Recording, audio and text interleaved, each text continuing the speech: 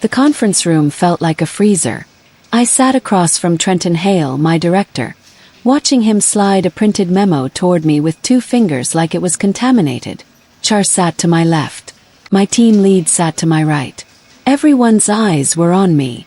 Trenton leaned back in his chair, that rehearsed corporate smile plastered across his face, and said the words that made my stomach drop. "Your annual bonus won't be issued this year, Kara. Budget constraints. You understand." Then he actually winked, like this was some inside joke. My hands gripped the edge of the table as he added, loud enough for everyone to hear, "Maybe next year you'll work harder, yeah?" The room went silent. My throat tightened. I'd pulled this department through the worst quarter in company history. I'd stayed late every night for 3 months. I'd saved 2 major accounts single-handedly. And now he was punishing me in front of witnesses. His phone buzzed on the table. The screen lit up. I saw it before he could flip it over. Cayman transfer, confirmed. My blood went cold. If you're watching this video, please like, subscribe to the channel, and tell me in the comments where you're watching my revenge story from. I want to know how far it has traveled. My name is Kara Whitford, and I don't fight with fists. Fight with facts. I'm 32 years old, raised in a small town in Wisconsin where my family nearly went bankrupt paying for my father's medical bills. I put myself through college working 3 jobs, graduated with honors, and built my career from absolutely nothing. I became the department's quiet workhorse, the one who never complained, never caused drama, never asked for special treatment. I just did the work. Good work. Exceptional work. And Trenton noticed. He praised me in private conversations, told me I had a bright future, promised me recognition. But publicly, he dismissed my ideas, stole credit for my projects, and made sure I stayed invisible. I kept my head down because I needed this job, because I'd worked too hard to get here, because I believed that hard work would eventually speak for itself. But sitting in that frozen conference room, staring at that transfer notification on his phone, I realized something. Hard work doesn't speak. It gets silenced by men like Trenton Hale. 2 days before that meeting, I'd overheard him by the elevators. He was on his phone, laughing that smug laugh he reserved for his golf buddies. "Finally got the 2nd place in the Caymans sorted," he'd said. "Took forever, but it's official now." I hadn't thought much of it then. Rich people bought vacation homes all the time. But now, sitting here, watching HR avoid my eyes while Trenton dismissed me like I was nothing, the pieces clicked together. He used my bonus money. He siphoned department budget to fund his offshore account, then stood in front of me and blamed budget cuts. The violation burned through my chest. This wasn't about performance. This was punishment. 3 weeks ago, I'd questioned a project budget discrepancy in a team meeting. Nothing aggressive, just a polite observation about numbers that didn't add up. Trenton had smiled, said he'd look into it, then never mentioned it again. Now I understood. Seen too much. Asked too many questions. Made myself inconvenient. So he eliminated my bonus and humiliated me publicly to send a message. As I gathered my binder to leave, Trenton leaned toward me and muttered under his breath, "Should have kept your mouth shut about those project discrepancies."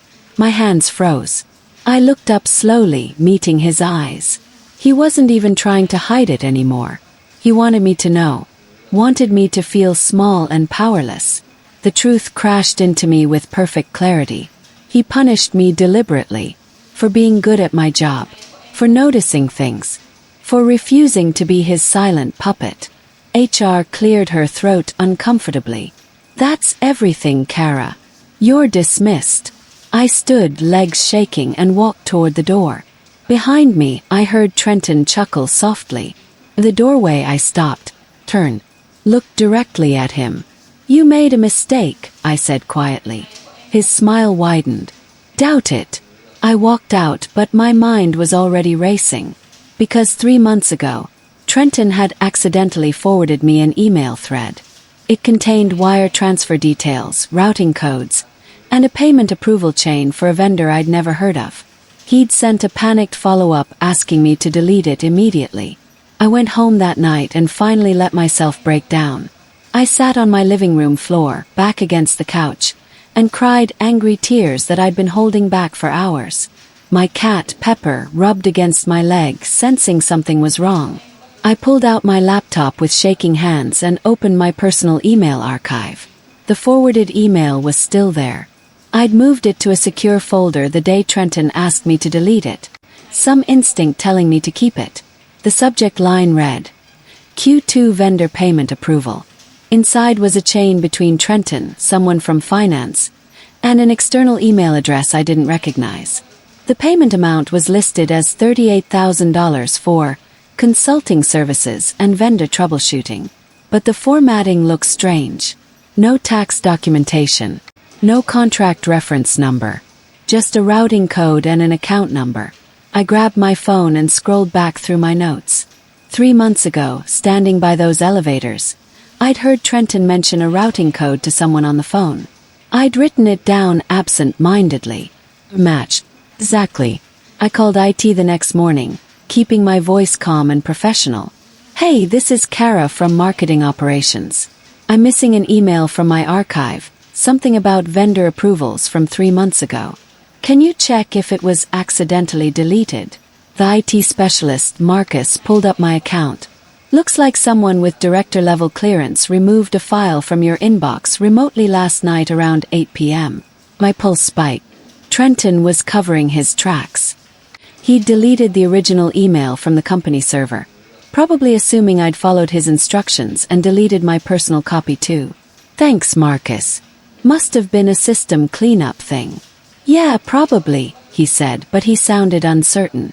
I hung up and immediately started downloading every relevant email, spreadsheet, and document I could access onto an encrypted external drive. If Trenton was erasing evidence, I needed to preserve everything before he locked me out completely. That afternoon, I tried to badge into the 6th floor where the executive offices were located. Red light. Access denied. I tried again. Still red. My stomach dropped. Restricted access, a voice said behind me. Turn. Trenton stood there, sipping an iced coffee, looking perfectly relaxed. After yesterday's tension, I thought it'd be better to improve team dynamics. You'll be working from the 4th floor now. He smiled that empty smile. I was being isolated, pushed away from meetings, resources, and people who might listen to me. Understood, I said flatly. He walked past me, close enough that I could smell his cologne. Expensive. Probably paid for with department funds. As he disappeared around the corner, a woman from finance walked past me toward the stairwell. She was older, maybe 50, with sharp eyes and graying hair pulled into a tight bun. She slowed down as she passed, leaning in just slightly. Trenton's been moving numbers again, she whispered without looking at me. Then she kept walking. I stood there, heart pounding, watching her disappear down the stairs. Moving numbers again. That meant he'd done this before. And someone in finance knew. I needed to find out who that woman was and what she knew. But I had to be careful. One wrong move and Trenton would bury me completely. I found her 2 days later in the cafeteria. Her badge read Melinda Torres, Senior Finance Analyst. She sat alone by the windows, reviewing a tablet with a frown. I grabbed a coffee and approached cautiously. Mind if I sit? She glanced up, studied me for a moment, then gestured to the empty chair. We sat in silence for a while. Finally, she spoke without looking at me. You're the one he cut the bonus from. It wasn't a question. Yes. He's done it before. Not bonuses specifically, but budget manipulation. Small things. Vendor invoices that don't quite add up. Consultant fees for consultants nobody's ever met. Her voice was quiet, controlled. Why hasn't anyone reported it? Because he's careful. Keeps everything just under the threshold that triggers automatic reviews. And because he's protected. The VP loves him. Thinks he's a genius at cost management. She finally looked at me. Finance is reviewing budget inconsistencies connected to his department, but we need concrete proof. Something beyond whispers and gut feelings. What kind of proof? Documentation, paper trails, anything that shows intent. I pause. There's a restricted audit folder. Only directors can access it, unless someone volunteers for quarterly audit prep. The next morning, I walked into the weekly department meeting and did something I'd never done before. I spoke up in front of the VP.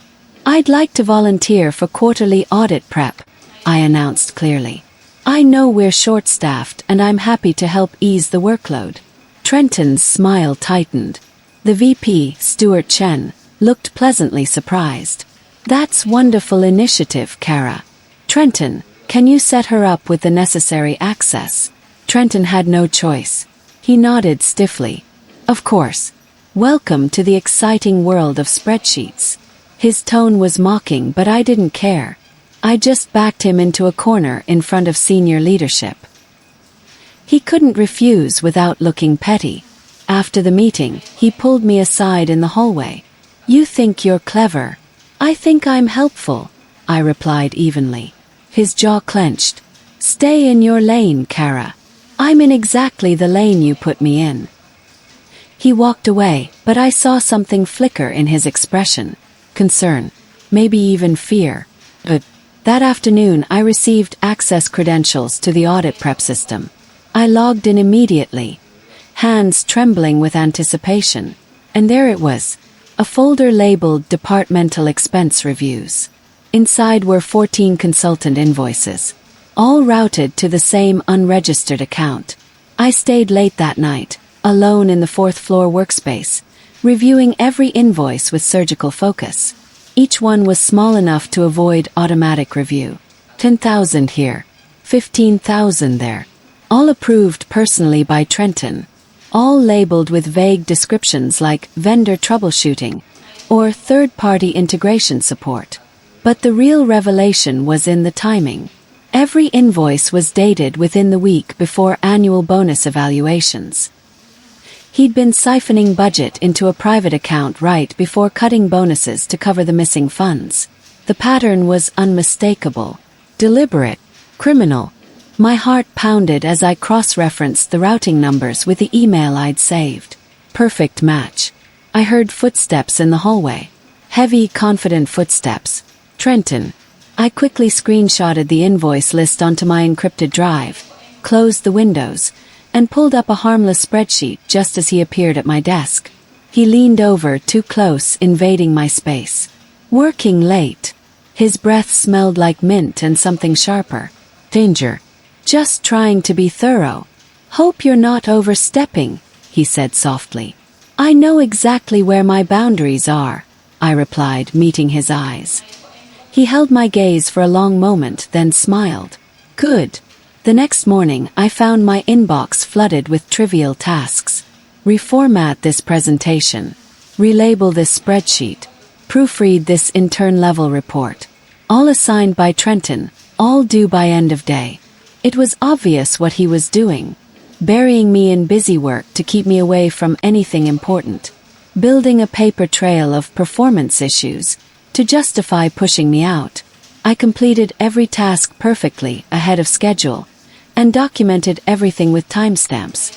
2 days later, HR requested a meeting. I walked into the conference room to find the same HR representative from before, looking uncomfortable, and Trenton looking smug. We need to discuss some performance concerns, Trenton began, sliding a printed evaluation across the table. It listed multiple failures, missed deadlines, incomplete work, causing team tension. Every accusation stemmed from the busy work tasks he'd assigned that same week. I sat calmly, pulled out my own folder, and placed it on the table. Inside were printed copies of every completed task with timestamps proving I'd finished everything early and correctly. Char reviewed the documents. Her expression shifted. Trenton's jaw tightened. This meeting is over, he said abruptly, standing. But I saw it clearly in his eyes now. Real fear. That evening, my phone buzzed with a text from an unknown number. It's Melinda. Finance flagged one of his payments. Big one. I stared at the message, pulse racing. Things were moving faster now. The next morning, the company-wide email went out. All department heads were required to participate in an emergency financial audit due to routine compliance reviews. The office erupted into controlled chaos. People scrambled to organize files, double-check reports, prepare explanations. Trenton acted overly helpful, too cheerful, like a man trying very hard to appear innocent. I watched him carefully from my desk, noting every nervous gesture, every forced smile. Over the next week, I quietly assembled a complete dossier.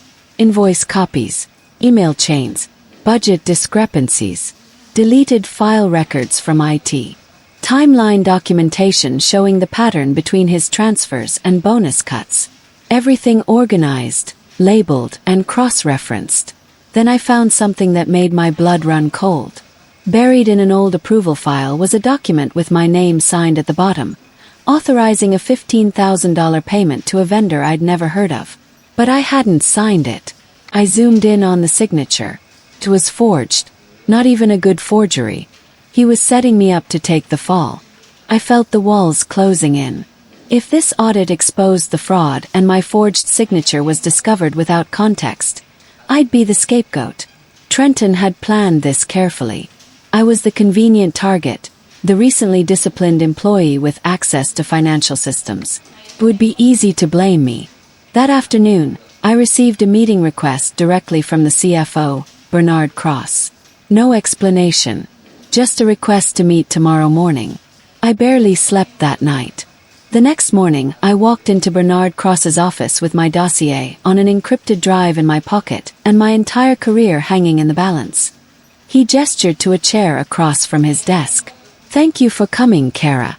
I need you to walk me through your department's budget flow. How funds are approved, processed, and distributed." His tone was neutral, not accusatory but not friendly. He was giving me rope. Whether to save myself or hang myself depended entirely on what I said next. I took a breath and began explaining, sticking strictly to facts, never letting emotion creep into my voice. I outlined the approval process, the vendor payment system, the quarterly review protocols. He listened without interrupting. Finally, he asked the question I'd been waiting for. "Do you have documentation?" "Yes," I said quietly.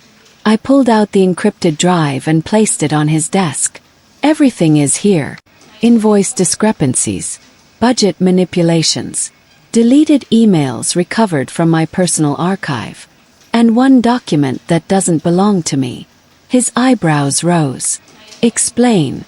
"There's an approval form with my signature authorizing a $15,000 payment. I never signed it. I never even saw that vendor request until 2 days ago." I kept my voice steady despite the fear coursing through me. "Someone forged my name." Bernard studied me for a long moment, then took the drive. "Thank you, Kara. You've done the right thing. I'll review this immediately." I stood to leave. As I reached the door, he spoke again. "One more thing. Until this is resolved, report directly to me." "Not Trenton." I nodded and walked out, legs shaking. 10 minutes later, I passed Trenton in the hallway. His face was pale, his forehead damp with sweat. He'd been summoned. He knew something was wrong. He stared at me as we passed, searching my expression for answers. I kept my face neutral and kept walking. But inside, my heart was racing. The trap was closing. By afternoon, the entire floor knew something major was happening. Finance had frozen 3 departmental accounts. Legal had revoked Trenton's approval privileges across all systems. People whispered in corners, watching as Trenton tried repeatedly to access the secure accounting portal. Denied. He tried again. Denied. His face drained of color. He looked around frantically, then locked eyes with me across the room. 2 minutes later, my phone buzzed. Message from Trenton. "We need to talk." I ignored it. 5 more messages followed, each more desperate than the last. "This is a misunderstanding. You're making a mistake. We can fix this. Call me." I turned my phone face down and focused on my work, pretending everything was normal. An hour later, he cornered me in the hallway near the restrooms where there were no cameras. "What did you tell them?" His voice was low, dangerous. I answered questions honestly, I replied calmly. You sabotaged me. You went behind my back and twisted information to make me look bad. I provided documentation. If that makes you look bad, maybe you should examine why. His face flushed red. You're nothing without me. I made your career. I can destroy it just as easily. I looked him directly in the eyes. I was something before you. I'll be something after you. Footsteps approached from behind him. 2 security officers. Mr. Hale, we need you to come with us. Trenton's face went white. He looked at the security officers, then back at me, then at the officers again. This is absurd. I'm a department director. You can't just... Sir, please come with us, the taller officer repeated firmly. Trenton straightened his tie, trying to salvage some dignity, and followed them down the hallway. Employees stopped working to watch. Whispers rippled through the office. I returned to my desk, hands trembling, and tried to focus on my computer screen. But the words blurred. This was really happening. An hour passed. Then another. Finally, voices rose behind the closed door of the main conference room. Shouting. Papers slamming. Someone yelling. You forged an employee's signature? More shouting, then sudden silence. The conference room door opened. The CFO emerged first, expression grim. Then legal. Then finance. Then HR. Finally, Trenton walked out alone. His shoulders were slumped. His tie was loosened. His face was hollow. Security flanked him as they walked toward the elevators. His badge was deactivated in front of everyone. The little light on the reader stayed red when he tried to tap it one final time. Employees stared in stunned silence. As Trenton passed my desk, he stopped. Looked at me with a mixture of shock, fury, and something that almost looked like respect. He knew exactly who had dismantled him. Then he was gone. 5 minutes after the elevator doors closed behind Trenton, my phone rang. Bernard Cross. Kara, can you come to my office, please? My stomach dropped. This was it. Either I'd saved myself, or I'd just witnessed my own career destruction along with his. I walked to the executive floor on shaking legs. Bernard's door was open. He gestured for me to sit.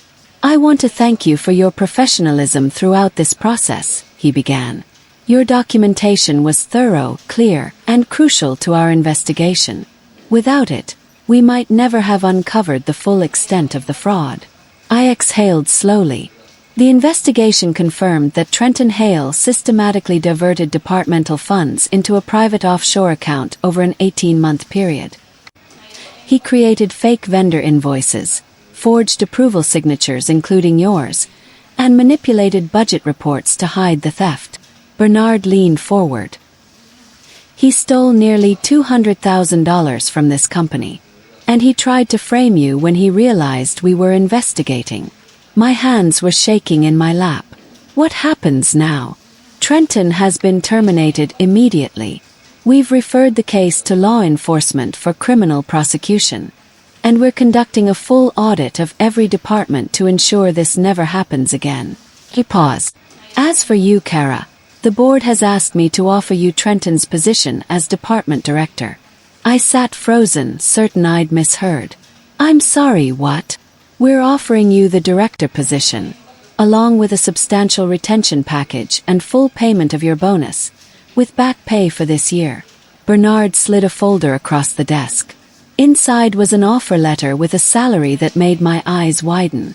You demonstrated integrity, intelligence, and courage.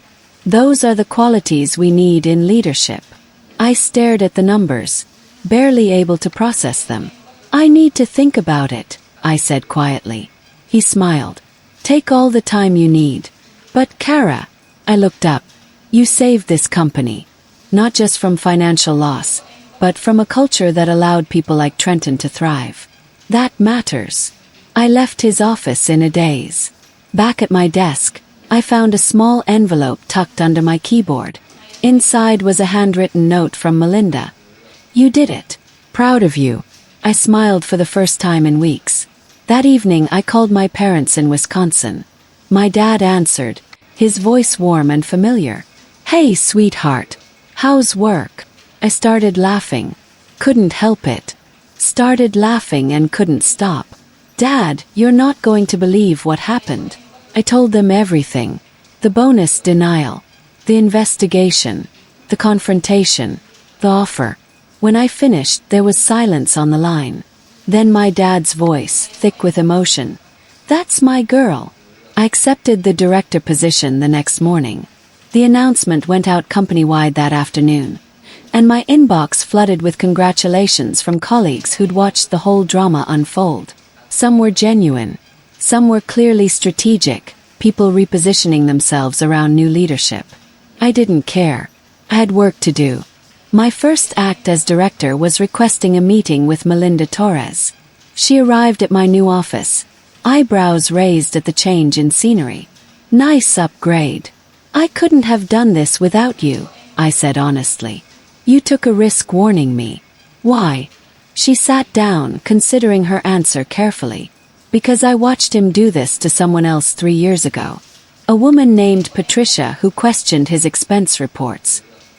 He isolated her, documented false performance issues, and pushed her out before she could prove anything. I didn't speak up then. I regretted it every day since." Her eyes met mine. "I wasn't going to let it happen again." "What happened to Patricia?" "Last I heard, she's CFO of a tech startup in Austin. Doing very well." Melinda smiled slightly. "Sometimes the trash takes itself out, and the good ones rise." I spent the next week rebuilding the department culture. No more closed-door favoritism. No more credit theft. No more fear-based management. I implemented transparent budget reviews, required dual approval for all vendor payments, and created an anonymous reporting system for financial concerns. 3 weeks after Trenton's termination, I received a call from a detective with the Financial Crimes Unit. They needed me to provide testimony for the criminal case. I met her at a coffee shop downtown, away from the office. Detective Sarah Reeves was sharp-eyed and direct. "Your documentation was exceptional," she said, reviewing my dossier on her tablet. "Most corporate fraud cases fall apart because of missing paper trails. You gave us everything we needed. What will happen to him?" "He's facing multiple felony charges. Wire fraud, forgery, embezzlement. If convicted, he's looking at 5 to 7 years, plus restitution." She looked up at me. "He also can't work in corporate finance or management for 10 years as part of a civil settlement with your company. His career is over." I felt a strange mix of emotions. Not quite satisfaction, but something close to peace. "Did he say anything?" During questioning, Detective Reeves smiled grimly.